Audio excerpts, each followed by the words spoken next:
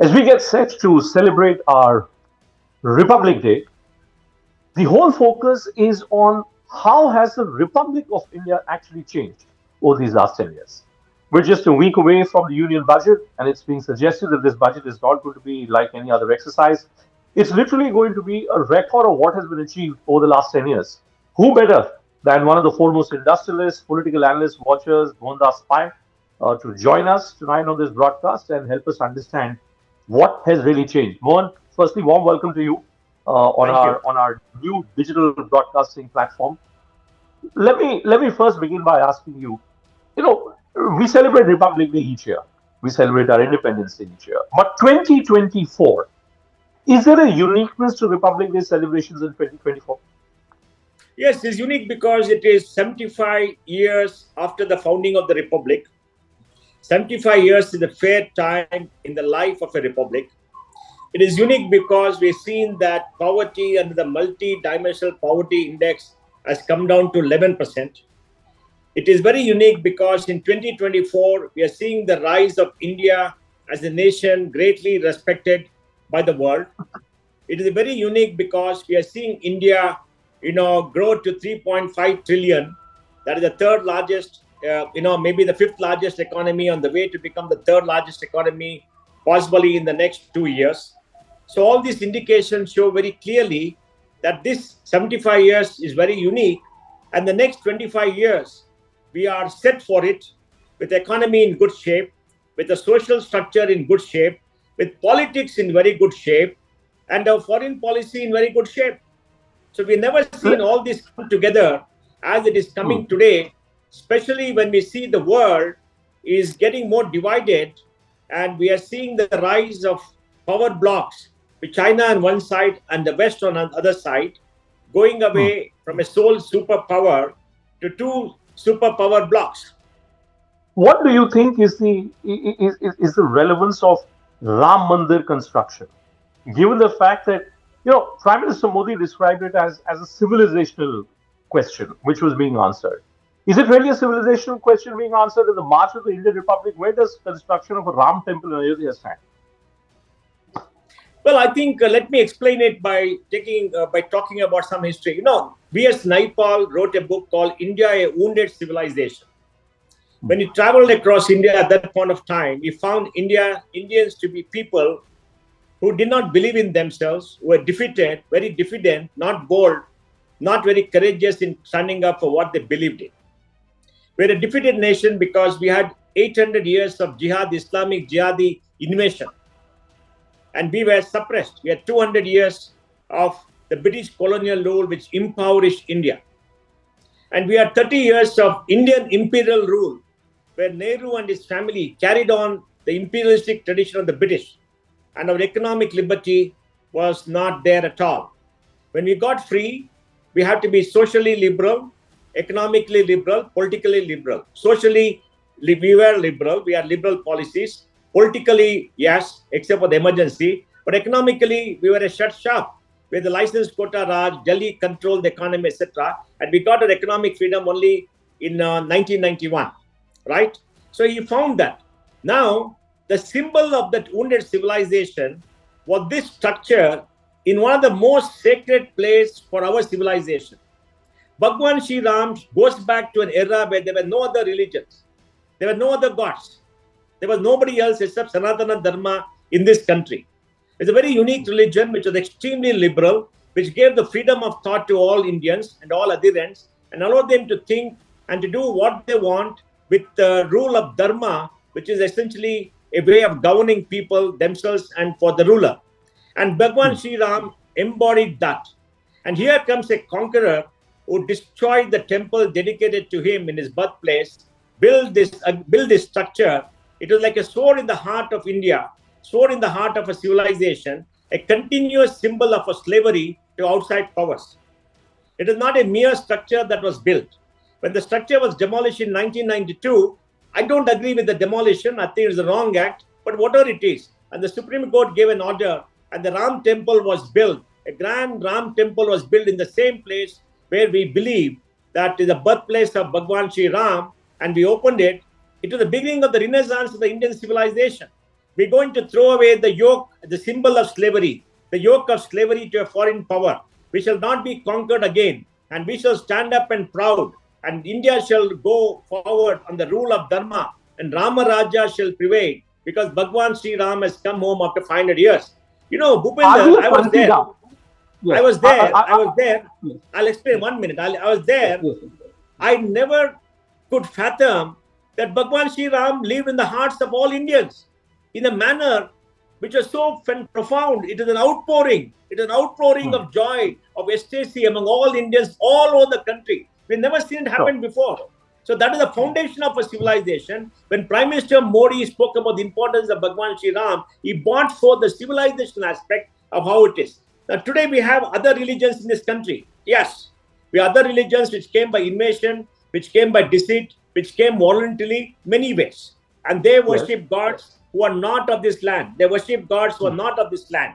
Now, we are a secular country, not because somebody wrote in the constitution we're a secular republic in 1977 or 78. We're a secular republic because we believe in the freedom of choice, freedom of religion in Sanatana Dharma. Sanatana Dharma does not tell you to follow any one path.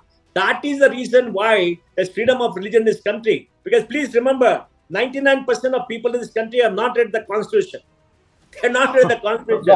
And the word True. That's true. And therefore, I wonder about that.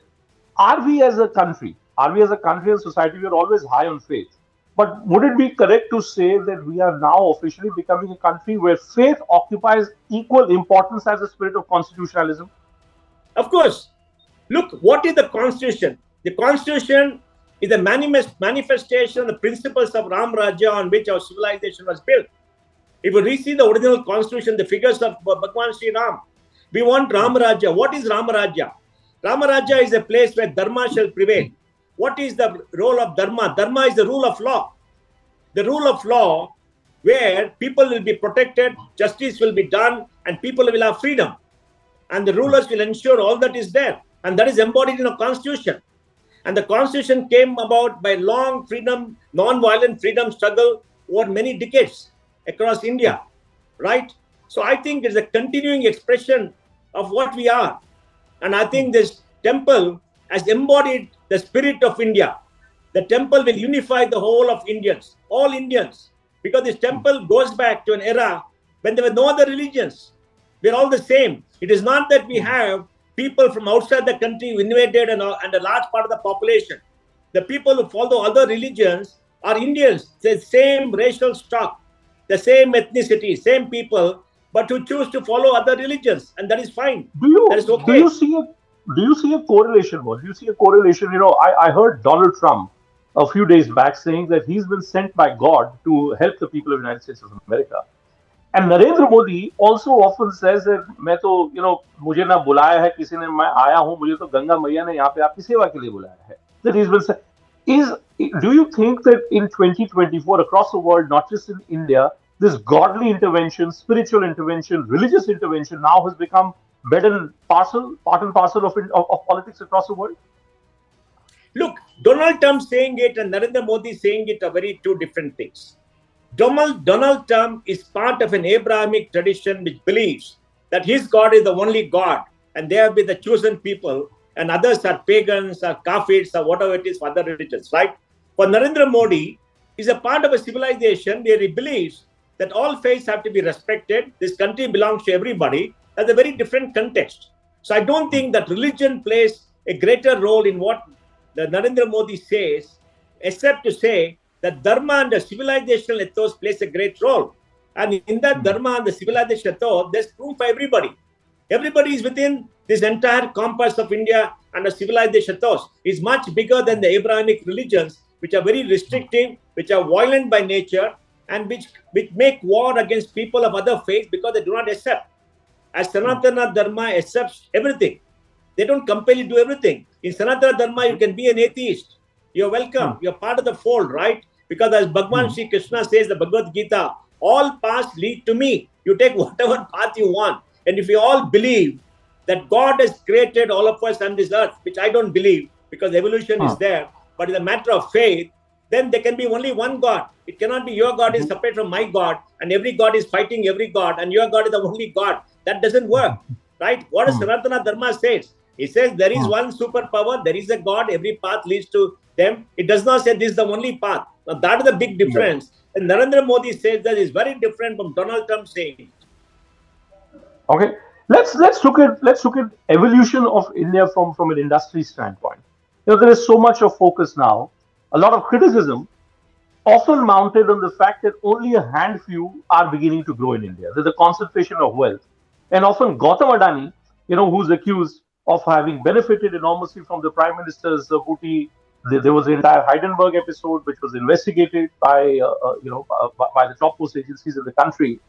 Do you think the fruits of industrialization in our country, as we get set to celebrate our Republic Day, are fruits of industrialization actually being enjoyed by people who are literally standing at the last end of the mile? Well, of course, the fruits of industrialization are being enjoyed by everybody in this country, though in varying degrees. Everybody cannot be a Mukesh Ambani, everybody cannot be a Tata, everybody cannot be an Adani. Okay? The Tata's market value is $380 billion. It's gone up from $100 billion to $380 billion. None of these people talk about the increase in wealth of the Tatas. They've been around for long. Mukesh Ambani is about $250 billion in wealth.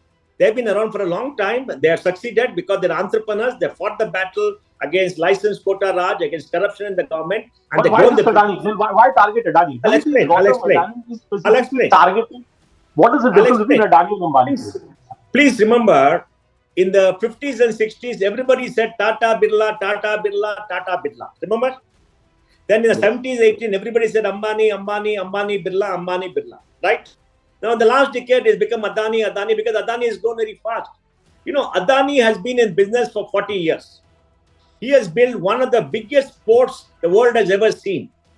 This year, in 25, we'll have 500 million tons in his cargo ports. He's got many listed companies. He runs airport, etc. He has borrowed $10 billion from some of the biggest global financial institutions who have trusted him with the money. And, people said he did this wrong, that wrong, this wrong, that wrong. The Supreme Court has clarified that, these are not wrongs. I mean, there's no proof for any of those wrongs. Then the Hindenburg report said he got government gratis. I don't understand what is the gratis he's got for Modi. What is the policy Modi has changed that he has benefited? When he bid for the 7 airports, there were 36 bidders. 36 bidders he won. He has won many of the assets. For example, let me explain. The port business is a business which he built up and he acquired many ports. So you can't accuse him of any favoritism. The airport business, he tied up with GVK and bought the Bombay airport. Other airports he won in a bid. You can't argue. All the power plants that have been set up have been won under bids, where many other people have won under bids. The green energy plant that is set up have been won against auctions and against bid. The oil company that he has, edible oil company, is a joint venture, right? And his enterprise called Adani Enterprise, where he's building roads and all which have been won, is like an incubator. So all these businesses, if you have to look, I don't know what policy the Modi government has been to give him an undue favor. I have not seen it. Please show the evidence. Is it just a convenient guinea pig? Is Gautam Adani for you all? Is it just a convenient guinea pig? Yes, it is a convenient. It is a convenient, convenient person to throw a stone at to attack Modi because he happens to come from Gujarat and he grew up from Gujarat. It's very convenient for them to show, but nobody has produced any evidence. And this is typical of these political parties who take money from industrialists and spit off them. You see in the scion of a family go around and abuse Tata, Birla, Mukesh Ambani, and Adani. I will tell you, in the Bible it is said, he who has not sinned, let him cast the first stone. All the people who accuse Adani and Ambani and others, are they sinned or not? They have sinned. They've taken money from all industrialists. Who funds them? Isn't it funny, Mohan, that Jairam Ramesh, the Congress party's key communication in charge, holds a press conference in the national capital where he accuses Adani Enterprise of let's say illegal activities, and at the same time, in the same breath, Congress's own chief minister, its newly elected government in Telangana, is breaking bread with Adani Enterprise and having tea with Gautam Adani's son. And Adani Group is investing money in the state of Telangana. What does this tell you? Is this the political hypocrisy that you speak about? The political hypocrisy by Darbaris, family retainers, and people who don't have political legitimacy. If there's a politician who has political legitimacy, who has been elected by the people in an open election, he'll not make such statements.